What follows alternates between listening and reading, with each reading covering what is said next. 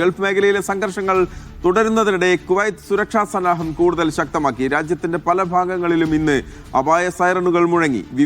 നിരവധി ഡ്രോണുകളും ബാലിസ്റ്റിക് മിസൈലുകളും തടഞ്ഞതായും റിപ്പോർട്ടുകളുണ്ട്. അതിനിടെ മേഖലയിലെ സാഹചര്യങ്ങൾ കണക്കിലെടുത്ത് കുവൈത്ത് ഏത് വെല്ലുവിളിയെയും നേരിടാൻ പൂർണ്ണമായും സജ്ജമാണെന്ന് ഷെയ്ഖ് ഫഹദ് അൽ യൂസഫ് അറിയിച്ചു. സോഷ്യൽ മീഡിയയിൽ കിംവദന്തികൾ പ്രചരിപ്പിക്കരുതെന്നും ഔദ്യോഗിക വിവരങ്ങൾ മാത്രം പിന്തുടരണമെന്നും പൊതുജനങ്ങളോടും അധികൃതർ അറിയിച്ചു.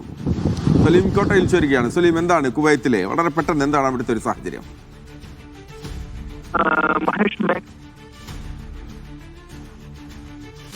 സലീം കോട്ടയിലുമായുള്ള ടെലിഫോൺ ബന്ധത്തിൽ നേരിയ പ്രശ്നം തുടരുകയാണ്. കുവൈത്തിലെ സാഹചര്യമാണ് സലീം റിപ്പോർട്ട് ചെയ്യുന്നത്. അവിടെ ഗൾഫ് മേഖലയിലെ സംഘർഷങ്ങൾ തുടരുന്ന സാഹചര്യത്തിൽ കുവൈത്തിൽ സുരക്ഷാ സന്നാഹം കൂടുതൽ ശക്തമാക്കുന്നു എന്നുള്ളതാണ്. ഇന്ന് പലയിടത്തും അപായ സൈറണുകൾ മുഴങ്ങിയിട്ടുണ്ട്.